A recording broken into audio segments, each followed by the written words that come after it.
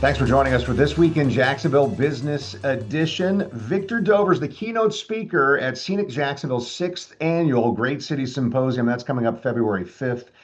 Victor Dover, principal in charge, co-founder of Dover Kohl and Partners, leads groundbreaking efforts in creating beautiful and enduring places and spaces. And I love this. Victor Dover is our guest today. So that little bit of intro, why don't you give us more context? Your specialty, your passion, the way that you're contributing to what cities are trying to do throughout the country. And I have the best job in the whole world, actually. I can't imagine anything that would be more fun. I get to travel around the country as a town planner and urban designer and help communities figure out what they want to be when they grow up, what they want their town to be as it matures and evolves. And it's fun work, it's noble work, it's hard, and it's sometimes controversial because we're talking about land development and the public space. But in the end, a very rewarding kind of work to do. Victor, what's the kind of professional background that goes into it? Civil engineering, urban planning? What kind of things do you need to know to dive into this kind of work? Well, I have training in city planning and in urban design and town and architecture. I actually started in architecture school, and that stays with you. So partners and I here think about the city three-dimensionally, even while we're planning something bigger than the individual building that an architect might work on. Working on the architecture of the neighborhood or the architecture of the street corridor or the whole city. Definitely the architecture school stays with you. And I studied at Virginia Tech and then at the University of Miami, and living in Old Town Alexandria right before I moved to Florida. Walking the streets of walkable, beautiful, tree-lined city laid out by George Washington. I didn't realize what it was teaching me until I moved to Florida, where most of our places have been built more recently. I realized what Alexandria was teaching me, which was we need to make more walkable places where using a car is an option instead of a prerequisite for survival. So that became the work that we do. We work hard with communities that are looking to turn the lights back on in their historic district or revitalize the older parts of town, retrofit suburbia, and sometimes designing new neighborhoods at the edge. So it's interesting because, if you can travel to different, sometimes it's regions, but different cities for sure in the country, and you go, definitely not walkable. Definitely a focus on you got to drive everywhere. And I think Jacksonville, specifically where we're at, has some of those challenges because Duval County is the city of Jacksonville, and it's so large, almost 900 square miles of county and city combined. Let me ask you, you talked about it just a moment ago, but is that what you just shared there about architecture in school? Is that what originally pulled you into maybe city and street design and what you're doing now? It did. I began my career as an exhibition designer at the National Gallery of Art, and so it was doing some very different kind of work. But it was, in one way, great training because we had to design something in the morning, and then they would build it that afternoon for those blockbuster exhibitions and what have you. And we got very rapid feedback. It was like erecting a greenhouse over your tomatoes to grow faster. And so very quickly we learned that whether you're working on the design of an interior space or an individual building or street or neighborhood, rapid feedback, quick, rapid prototyping, getting an idea on paper that you could hold up and show someone and say, is this what you meant? That was the key to making it work. And so we've tried to use and this is a little bit opposite what has become typical in the planning field. We try to use a fast and satisfying process to engage the public and get people excited about what could be in the place that they might be taking for granted. And Jacksonville has all of it. It has places where you need to accommodate new growth at the edge in an elegant way that's going to make things better rather than worse. It has lots and lots of retrofitting suburbia locations where, for example, the strip shopping centers and the malls that are aging none too gracefully. Right. We have to think of a way to recycle those places and make them more complete, better for the quality of life of those who live around them. And then you get into town, and there's the inner ring suburbs, places like Riverside, which I find so inspiring. For 35 years, I've been going to Jacksonville to take pictures of that great neighborhood and just watching it get better and better over time. It serves in many ways as a textbook. And then in the heart of town, the core, the downtown core, in every region, super important. In Jacksonville, there's been tremendous progress. but there's also a lot of untapped potential. So I see Jacksonville as really the great Florida frontier for all that kind of work. Several topics in what you just described that I want to get deeper into. Let's start here. When you look at a city's economic trajectory, I guess, what are some of the clearest physical signals that a city is really set up for durable, broad-based growth? Well, remember, when you're competing for economic growth, you're not just competing for a business to locate or relocate or retain.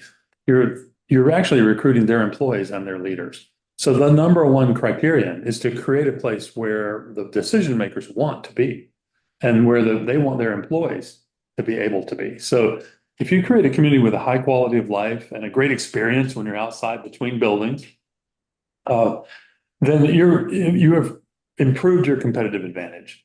And of course, the more you involve yourself in the design and planning, you realize where the opportunities are to mix incomes and to mix land uses in ways that regular old zoning doesn't cut it.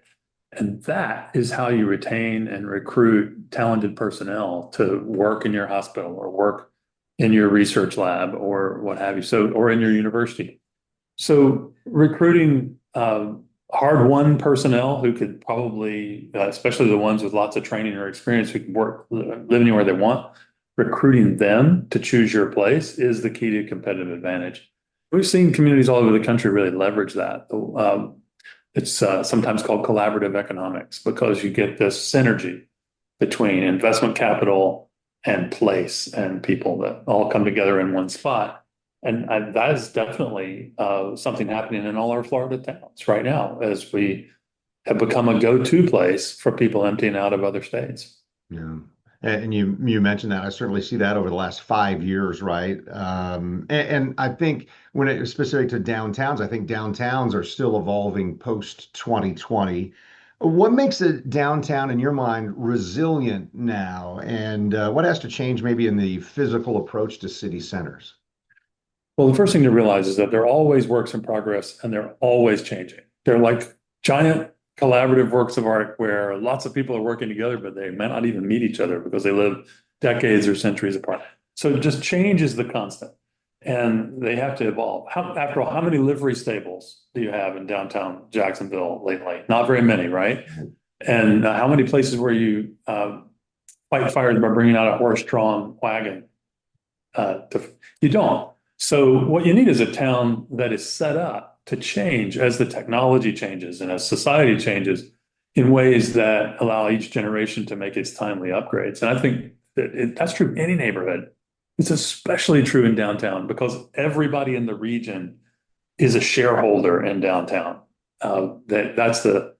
In successful communities, that's the community's living room. That's the place that people identify with when you say the word Jacksonville. So, I realize Duval is really big. It's more than a county. It's a state of mind. Your downtown is in the end a place where you're going to make very powerful, lasting impressions on first-time visitors, including CEO who might be thinking about locating their business there, or an investor who might be thinking about building something there. There's an old saying about one of our beloved South American countries that I won't name, that country has a lot of potential, and it always will. You don't want to be that. You want to act on your potential, and so the way to do that is to make those timely upgrades, which we're seeing. It's a gradual process. So if you just stand there and stare at it, you might be able to not notice the change. But I've been coming in and out for 30 years, so I see the change. It's definitely at its best in any time since the war. So I'm curious about this when we're talking about downtown and neighborhood centers. What matters most first, I guess, if there are going to be changes there? Is it housing, programming, public safety design? Is it mobility? What are those things that needs to be accomplished first, I guess? Okay, everything's important and everything's connected to everything else. But my answer to your question, at the very top of the list, might surprise you.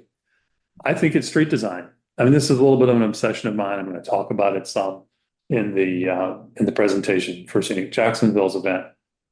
But street design is the one thing we can least afford to get wrong. it's the hardest to fix. Streets are our slowest of human institutions to change.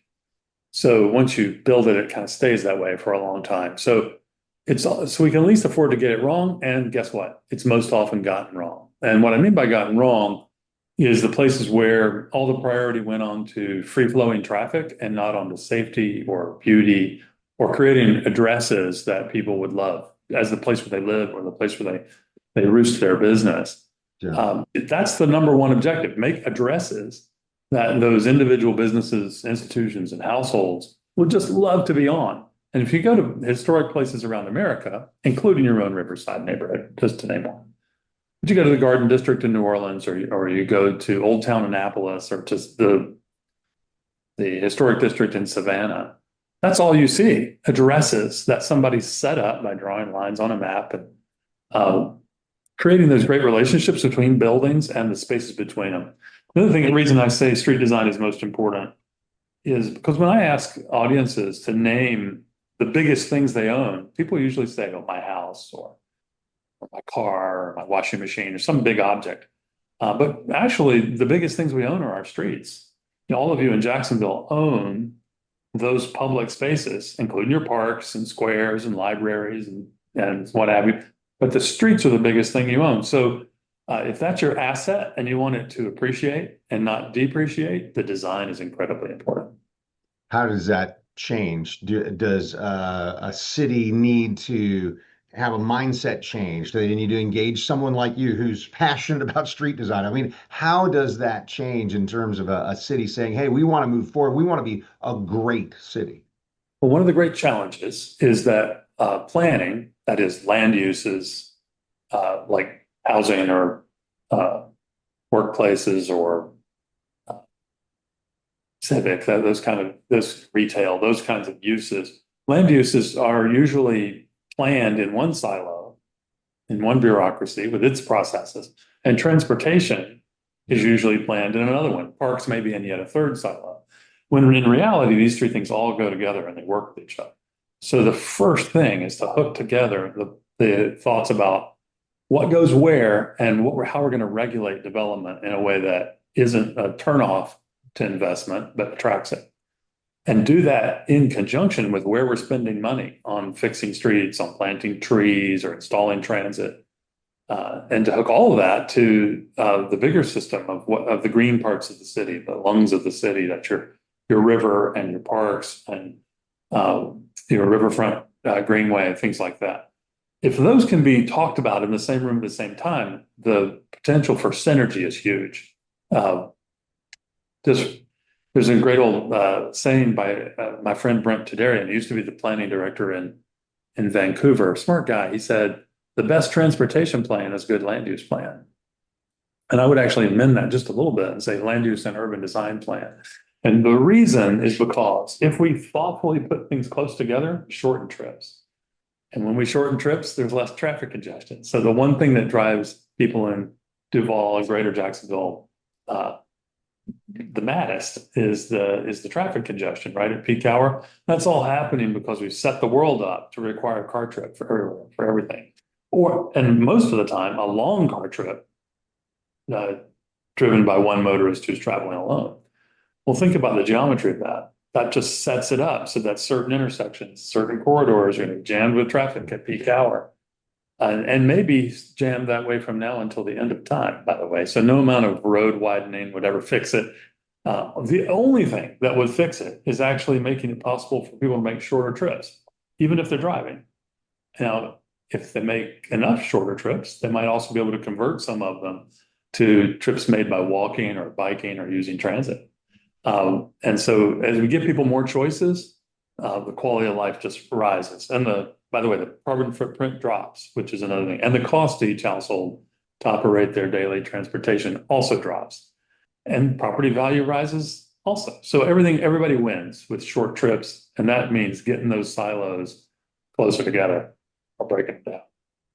Victor Dover is our guest today. He's a keynote speaker at Scenic Jacksonville's annual Great Cities Symposium coming up here on February 5th. Victor, I wanted to ask about housing supply and what's referred to as gentle density. So if a city wants growth, without pricing out its workforce. I mean, affordability is such a huge issue right now, locally, statewide, even nationally.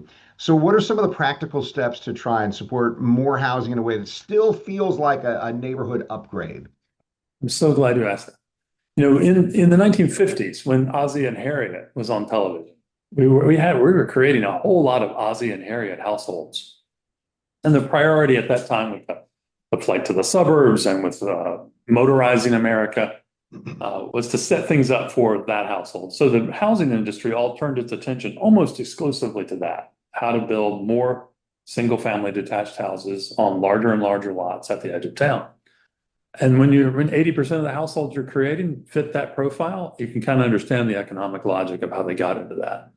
All sorts of policies, federal policies, banking policies, certainly state rules and local zoning laws, all calibrated around that customer and that product type. Now we're generating fewer than 20% of our new households are Ozzie and Harriet households, sitcom households with both parents living there, two kids, dog, station wagon. And all the other households need something else. They're actually double income, no kids households, or single heads of households, an increasingly big number, about empty nesters, and aging parents whose kids have grown up and moved away. Almost none of those people, plus very few of the young people just entering home buying age, want or can afford a large house on a large lot in a distant subdivision. They almost always ask for something else. And the gentle density refers to some of those something else options, like attached houses, single family attached houses, or townhouses, row houses. That's one type, lowers the per unit land cost, shrinks the size of your garden, provides a high quality of life and privacy, and yet more of us occupy a given acre of land, which might mean there are more of us around to support local businesses like that coffee shop we would all love to have in walking distance. And then the small apartment buildings, look, I was clicking through my slides of Jacksonville. You've got scores of prototype 1920s, 1918, 1930 small apartment buildings that fit right into the street scene with the single family houses all around it. And no harm comes to anyone from having just some places in the neighborhood where on a lot that might have had only one or two houses, there are 8 dwelling units. So this is not building high rises or forcing people into big parking garages or what have you. But it's quite remarkable how much housing we could produce if we were willing to use more of those lots for attached houses and small multifamily. And there's more live work combos, what do you lots think of the other options. barrier is to that? Why isn't that being Zoning. done, I guess?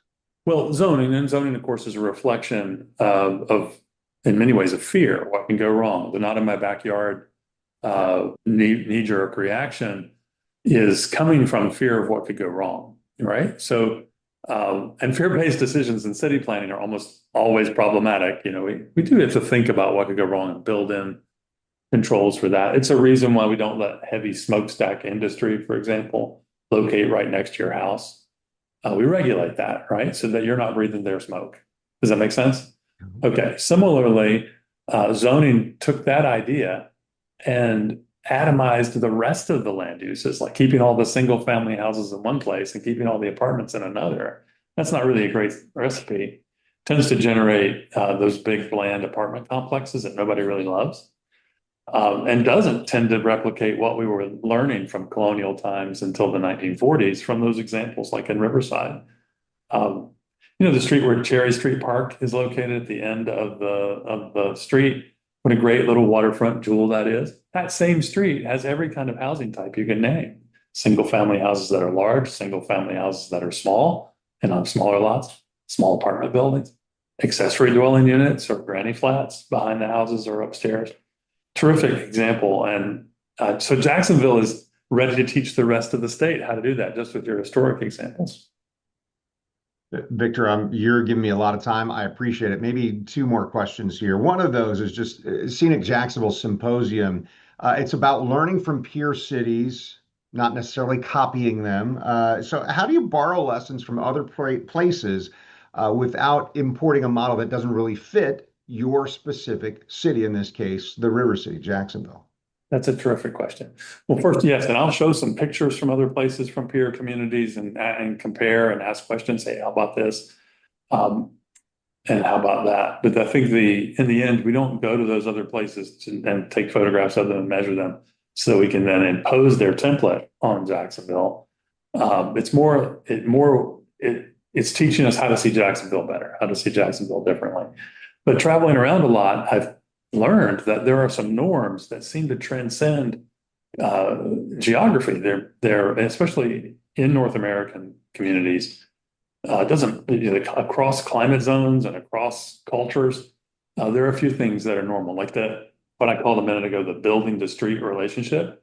Front porches and front doors and storefronts and balconies, those belong on the fronts of buildings. And blank walls and loading docks and mechanical closets and electrical meters, those don't belong on the fronts of buildings. Agreed. Be surprised how often that's gotten wrong. Now that I've said it, you're going to see it everywhere when you drive around. But so the design lessons we can learn from other places remind us of those things. And Jacksonvillians love to go places like to St. Augustine or to Savannah or to Paris on their vacations. And I hope they're looking around, because they might figure out that what they love about those places they're visiting, they could have in their own town.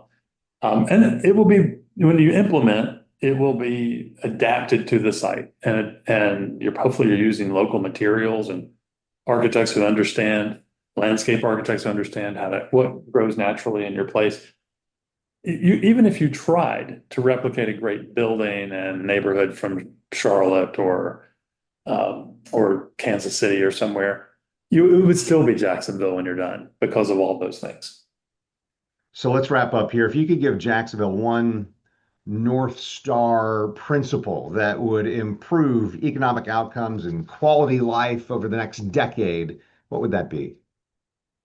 Well, aiming toward the simple, I would say plant street trees. It's the number one thing. People say, well, we'll do that later after all this hard, expensive concrete work and drainage and so on.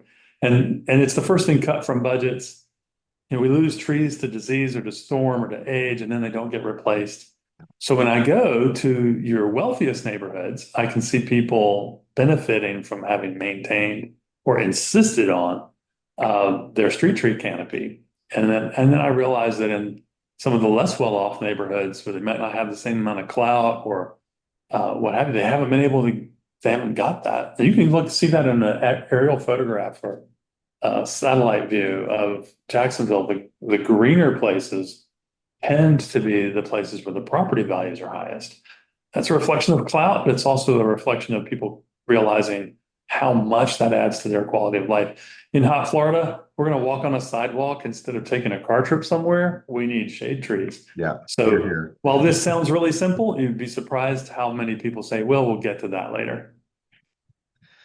Victor, so we're spending 20 minutes or so here on our podcast, and you're offering a lot of great insight, but I'm imagining that people going to the symposium here, Scenic Jacksonville's 6th annual Great Cities Symposium, they're going to hear even more. Well, one other thing that people could do to gain more insight, you've got a book out that I understand is being updated on street design. Is that right? Tell us about that. That's right. Yeah, the subtitle, Street Design, The Secret to Great Cities and Towns. I honestly do believe that is the secret.